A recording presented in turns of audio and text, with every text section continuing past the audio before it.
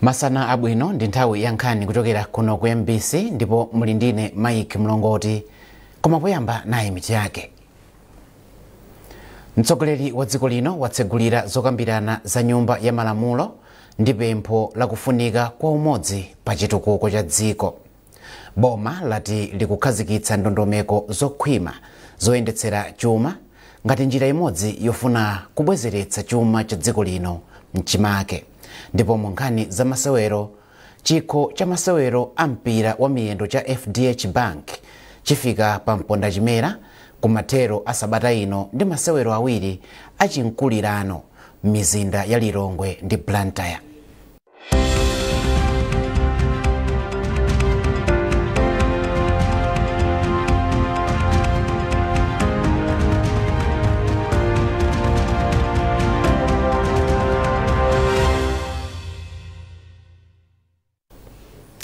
Tsopano nkhanizi mwatsatanetsatane. Mtsogoleri wa dziko lino Profesa Arthur Peter Mutharika walengeza kuti boma lake liyambitsanso ndondomeko yatsopano yogulitsa zipangizo za ulimi zotsika mtengo Farm Input Subsidy Program FISP kuyambira sabata yachiwiri ya mwezi wa Novemba chaka chino. Polankhula ku Lilongwe pomwe amatsegulira msonkhano wa aphungu a nyumba ya malamulo owunikira ndondomeko ya zachuma ya chaka chino mpaka chaka chamawa, President Mutharika wati cholinga cha ntchitoyi ndi kuchepetsa mtengo wa zipangizo za ulimi zomwe zithandize kupezeka kwa chakudya chokwanira mdziko muno. Malingana ndi iwo, dongosolo latsopanoli alimi adzilipira 10,000 kwa chayokha ndipo adzalandira matumba awiri a fetereza olemera makilogramu 50 lililonse komanso paketi ya mbewu yolemera 5 kg. Pafupifupi mawanja 1.1 million akuyembekezeka kupindula ndi ndondomekoyi. Profesa Mutharika wati izi zikuyembekezeka kuthandiza kwambiri pa zokolola za chaka cha ulimi chikubwerachi. Ndipo President wa dziko lino Profesa Arthur Peter Mutharika wamaliza kusankha nduna mu kabineti yake. Malingana ndi chikalata chomwe atulutsa amu ofesi ya mlembi wamkulu wa boma a Justin Saidi, ndandanda wa nduna zatsopanozi uli motere: a Bright Nsaka ndi nduna ya zamaphunziro ndi luso la sayansi, Charles Muhango ndi nduna ya zachilungamo ndi malamulo oyendetsera dziko lino, Amadalitso Waloi ndi nduna ya zaumoyo ndi ukhondo, phungu wa dera lapakati mboma la Tyolo a Ben Phiri ndi nduna yoona za maboma ang'ono ndi chitukuko cha kumadera akumidzi, a Feston Kaupa ndi nduna yatsopano ya zamtengatenga, a Peter Mukito ndi nduna yatsopano yoona za chitetezo cha mdziko ndipo wachiwiri wawo ndi a Norman Chisale. Phungu wa dera la Tyolo Tava Amayi Mary Navicha ndi nduna yoona zoti pasakhale kusiyana pakati pa amuna ndi akazi, ana aulumale ndi chisamaliro cha wanthu. Mayi Jean Mathanga ndi nduna yoona za chilengedwe, mphamvu komanso za migodi. Wachiwiri kwa President wa chipani cha DPP mchigawo cha kumpoto a Japi Muhango ndi nduna yoona za malo, nyumba ndi chitukuko cha matauni. A Joel Chigona ndi nduna ya za ntchito ndi luso la ntchito za manja. A Patricia Wiskes ndi nduna ya chinyamata ndi masewero komanso chikhalidwe. Achimwemwe Chipungu ndi wachiwiri kwa nduna ya zaumoyo ndipo a Martha Ngwira ndi wachiwiri kwa nduna yoona zoti pasakhale kusiyana pakati pa amuna ndi akazi komanso a Francis Fole awasankha kukhala wachiwiri kwa nduna yoona za maphunziro.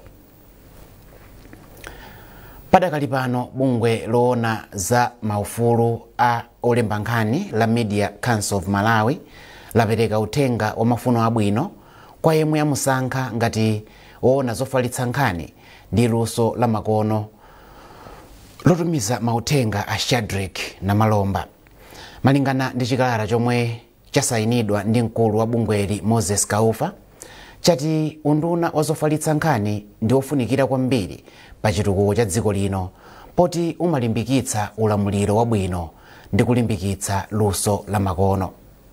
Akaufa ati akukhulupirira kuti nduna yatsopanoyi igwiritsa ntchito ukadaulo wake odziwa zowerengetsa chuma komanso zamalonda popititsa patsogolo ntchito zofalitsa mauthenga kuti zibweretse chuma ku dziko lino.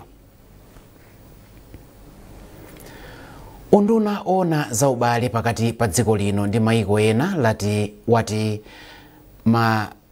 matupi a wanthu asanu ndi awiri omwe anamwalira pa ngozi ya pansewu mdziko la South Africa posachedwapa afika mdziko muno mawa lachisanu kudzera pa chipata cha Mwanza.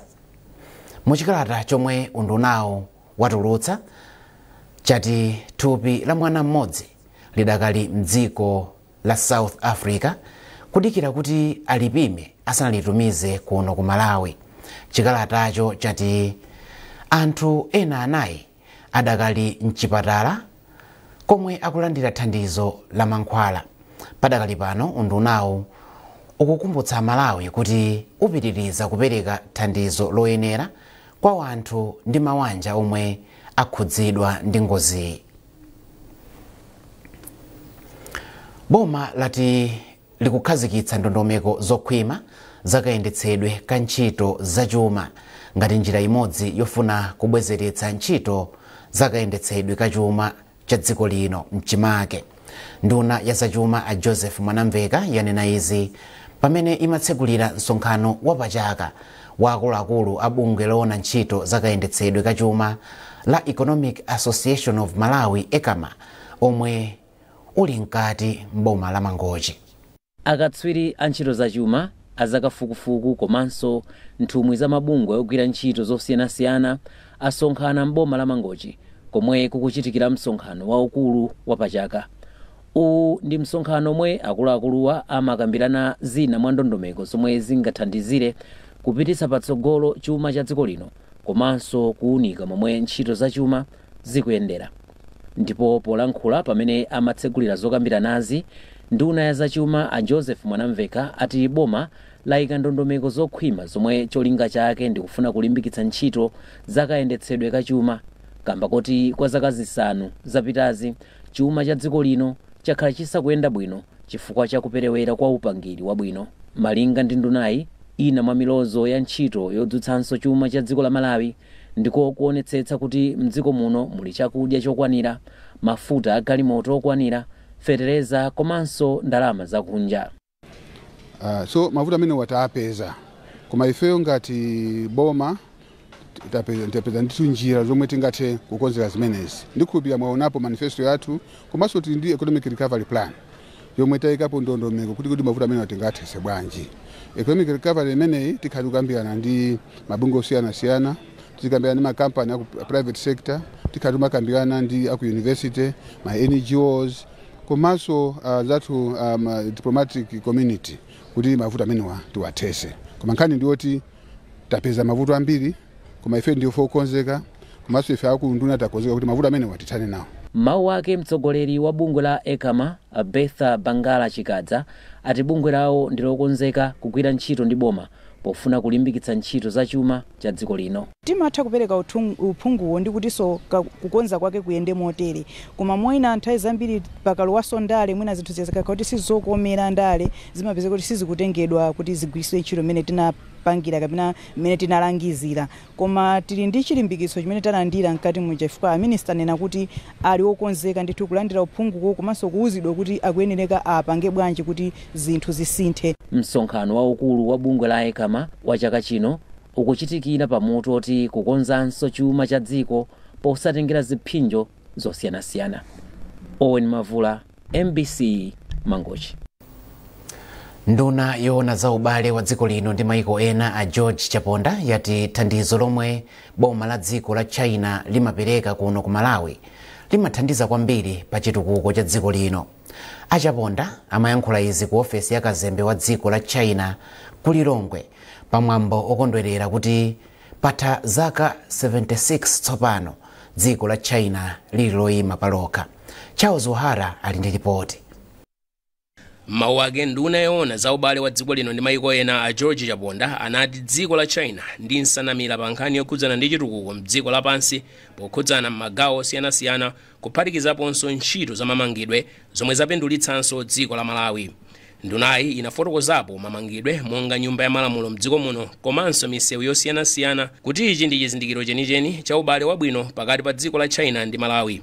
Achaponda anafotokozanso kuti zomwe lachita dziko la China pokhululukira dziko la Malawi ngongole ya ndalama zokwana $20 million ndi chitsimikizo chosonyeza kuti dziko la China likuthandiza pokweza ntchito za dziko la Malawi makamaka m'gawo la chuma. Taona sopano kuti kuno Lilongwe kuno zinthu zokhala ngati parliament ija ndi ya ku China, zinthu zokhala ngati Bingu International Conference Center ya ku China, misewu M1 road ija ndi ya ku China, ndi zinthu zambiri zimene achita ku China. Komanso anthu ambiri akhala kupita ku China kukaphunzira, ndiye kuti ku China sangofuna kuti azikupasani zinthu koma azikuphunzisani. Monga pajamanena kuti ndi bwino kuti umphunzise munthu osampasa munthu somba waongo, umphunzise kuyeza. Mawu ake kazembe wa dziko la China kuno ku Malawi Liu Zhu atsindika ndi kulonjeza kuti boma la dziko la China lipitiliza kuthandiza dziko la Malawi m'magawo osiyanasiyana monga ntchito za mafakitale kuphatikizaponso malonda ndi zitukuko zosiyanasiyana. Posachedwa apa boma la dziko la China linathandiza dziko lino ndi katundu osiyanasiyana monga mpunga komanso chimanga potsatira pempho la mtsogoleri wa dziko lino Profesa Arthur Peter Mutharika yemwe wayika chidwi chake poonetsetsa kuti mdziko muno mukhale chakudya, feteleza, mafuta kuphatikizaponso mankhwala. Ndine Charles Ohara, MBC Lilongwe. Mukonena nkhanizi kuchokera kuno ku MBC, koma tisanapitirize bwanji tikumbutsane mitu yake. Mtsogoleri wa dziko lino watsekulira zokambirana za nyumba ya malamulo ndi pempho la kufunika kwa umodzi pa chitukuko cha dziko. Boma lati likukhazikitsa ndondomeko zokhwima zoyendetsera chuma ngati njira imodzi yofuna kubwezeretsa chuma cha dziko lino mchimake. Ndipo mu nkhani za masewero, chikho cha masewero a mpira wa miyendo cha FDH Bank chifika pa mponda chimera kumathero a sabata ino ndi masewero awiri achinkulirano mu mizinda ya Lilongwe ndi Blantyre.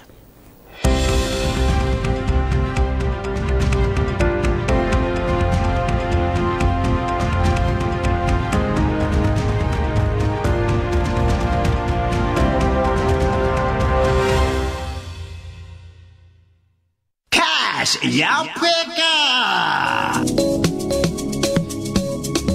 osafuna makobiri zake hizo, anzano akuphula cash kudzera mu cash yapweka pa MBC TV1 ndi MBC Facebook page. Kuti mulowe nawo mmasewerowa imbani *4342*9#. Lowetsani nambala ya matikiti omwe mukufuna kugula. Muli ndi kuthekera kugula matikiti mpaka 10 pakamodzi. Lowetsani pini yanu ya Airtel Money kapena mpamba. Raffle ticket iliyonse ndi 400 kwacha. Mukatero sewerani ndi kuyamba kuwina migolo ya cash. Anthu amphumi azisankhidwa kuchokera m'maere tsiku lililonse live pa MBC TV1 ndi Facebook page yathu.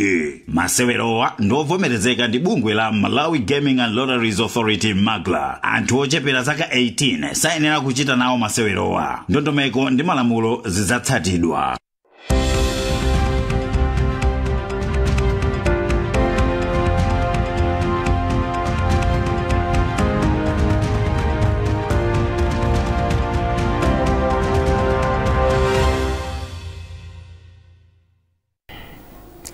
Tipitirize nkhani zathu ndi nkhani yokuti wapampando wa bungwe la Malawi Electoral Commission Justice Annabel Ntalimanja wati dziko lino lili kutali pa masomphenya ofuna kusankha amayi atatu pa 10 aliwonse kukhala aphungu a nyumba ya malamulo.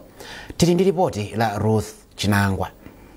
Polankhula pa msonkhano wapachaka wa atolankhani a bungwe la Association of Women in Media AOME, Justice Mtalimanja anati dziko lino likubwerera pambuyo pofuna kukwaniritsa masomphenya ofuna kuyika amayi ambiri pa mipando ya aphungu a nyumba ya malamulo. Iwo auza MBC kuti mwa aphungu omwe anasankhidwa nyumbayi pa chisankho chapitachi 48 okha ndi amayi. Pachifukwa ichi iwo apempha atolankhani a bungweli kuti akhale patsogolo kulimbikitsa amayi omwe akufuna kudzayimanso pa chisankho chikudzachi kuphatikizapo omwe sanachite bwino.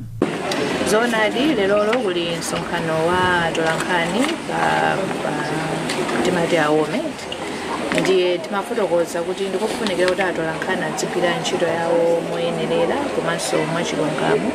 Zimenezi ndizoti zithandizira kuti akamakhala kuti kakulemba nkhani kakulutsa nkhani azichita motero mwachilungamonso mwamonadi. Akapanga chonchi ndi kuti athandizira makamaka azimayi kuti azitha kulimba mtima kuti nawonso akhoza kutenga nawo mbali chifukwa chokuti ndiye kuti adziwa kuti ntchito yonse ikuyenda mwachilungamo. Ndipo izi zinthu zofunikira fati kamakamba kuti tikufuna kuti azimayi ambiri azitenga nawo gawo.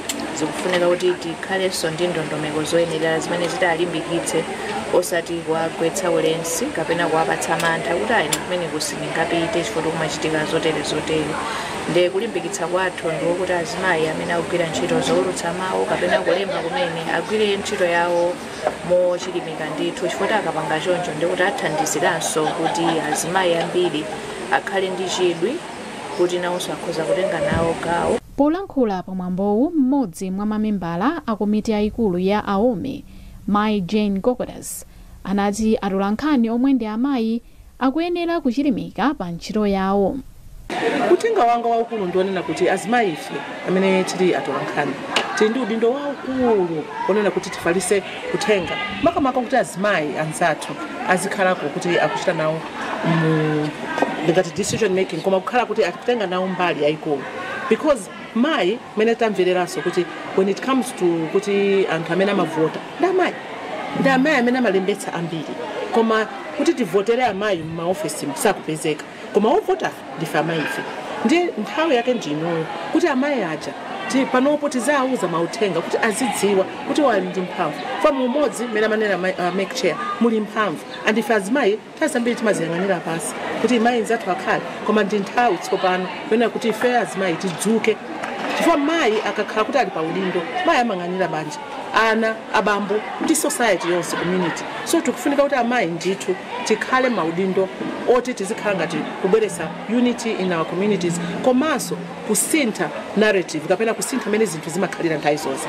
Mwambowu unabweretsa pamodzi atolankhani oposa 90 ndipo unawunikira udindo wa atolankhani pa chisankho.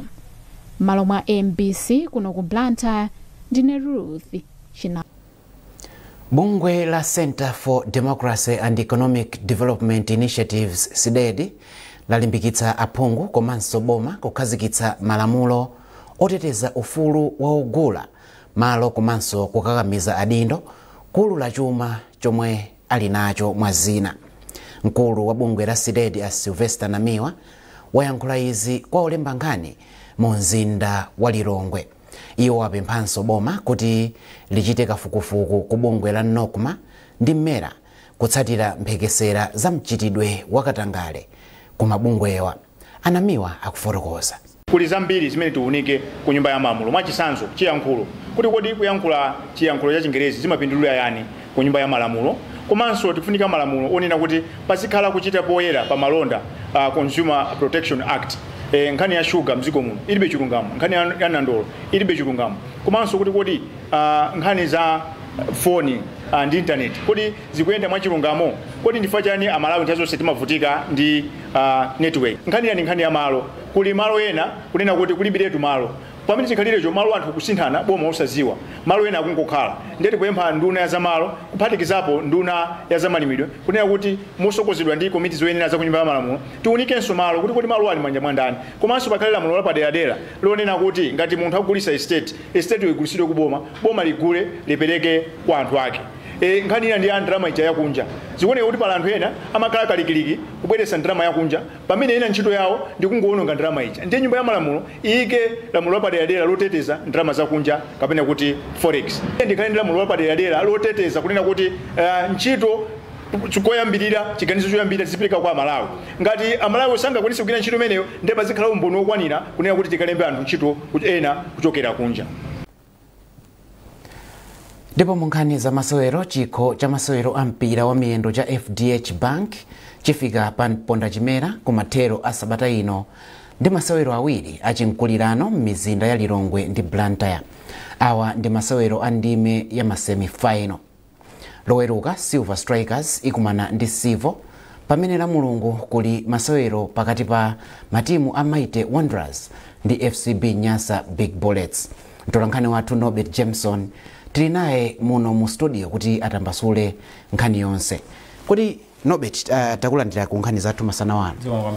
Tiyembekezere zotani kuchokera ku masewero amenewo?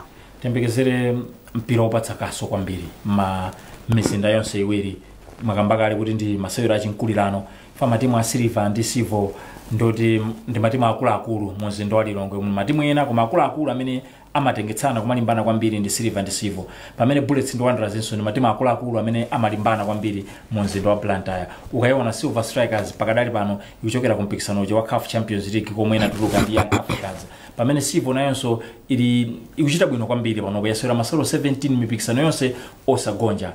Komanso matimu akumana mu Super League ndimwe yati top 8 chaka chino Silver inapambana masewero onse. Ndikuti Sivo ifuna kuti ibweze chipongo chomwe Silver yawachita mchaka chino. Pamene ukapita ku Bullets ndi Wanderers sabata yatha yomwe yanakumananso matimu amene wa mu Super League, Bullets kugonja 3-0. Ndikuti pano pani nthawi yonena kuti adziganizira kuti tichite motani kuti tibweze chipongo chomwe a Wanderers atichita sabata yathayi. Komanso timu ya Wanderers sinatengepo mpikisano umene wa FDH Bank. Ndiye ndi khumbo lawo kuti chaka chinocho afike mwina ndime yomaliza mwina akhoza kutengapo mpikisano umenewu. Koma Bullets yatenga kawiri chikho chimene chichi 2022 ndi 2023. Komanso atakumana mu 2022 Bullets inachinya Wanderers 4-0 mpikisano wako omwewu ndime ya masemi-final. Chaka chatha anakumananso mpikisano omwewu Bullets inapambananso 2-1. So nzati Wanderers ikakumana ndi Bullets mpikisano umenewu sinapambanepo imagonja. Koma yapambana Super League sabata yathayi. Ndiye kumathero sabata ino ziyende motani anthu akufunsana mafunso kuti zikhala bwanji zimene zikupangitsa kuti masewero amene akhale opereka chikoka kwambiri kwa anthu amene amakonda mpira.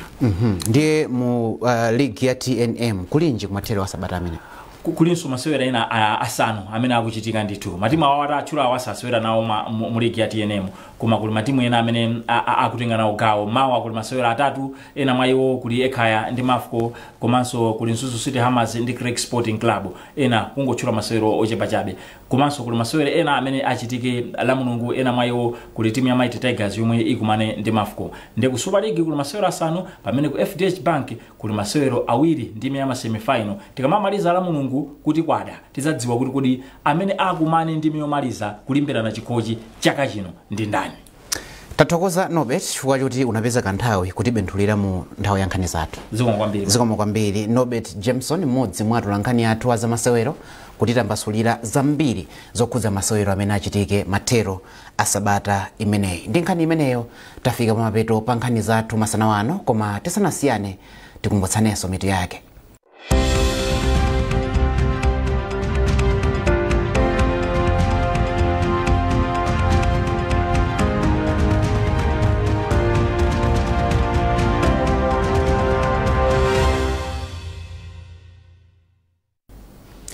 Mtsogoleri wa dziko lino watsegulira zokambirana za nyumba ya malamulo ndi pempho la kufunika kwa umodzi pa chitukuko cha dziko. Boma lati likukhazikitsa ndondomeko zokhwima zoyendetsera chuma ngati njira imodzi yofuna kubwezeretsa chuma cha dziko lino mchimake. Ndipo mu nkhani za masewero, chikho cha masewero a mpira wa miyendo cha FDH Bank chifika pa Mpondachimera kumathero a sabata ino ndi masewero awiri achinkulirano m'mizinda ya Lilongwe ndi Blantyre. Munali ndine Mike Mlongoti, tikufunirani masana opambana.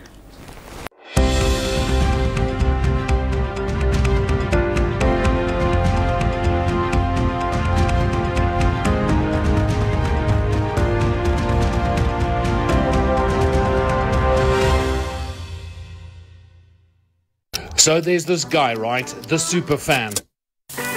With great food, friends, and a little competition, he enjoys the game anywhere. Flipping burgers or cheering from the sidelines, backing his team with heart. He never misses a moment of the action. Moore's World of Sport, the home of sports betting.